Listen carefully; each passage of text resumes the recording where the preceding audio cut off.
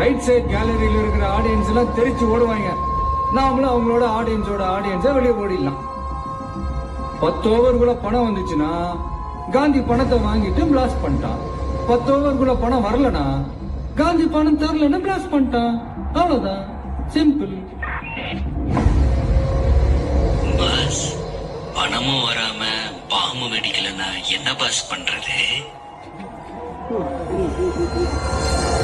டேய், கொண்டா அவன்.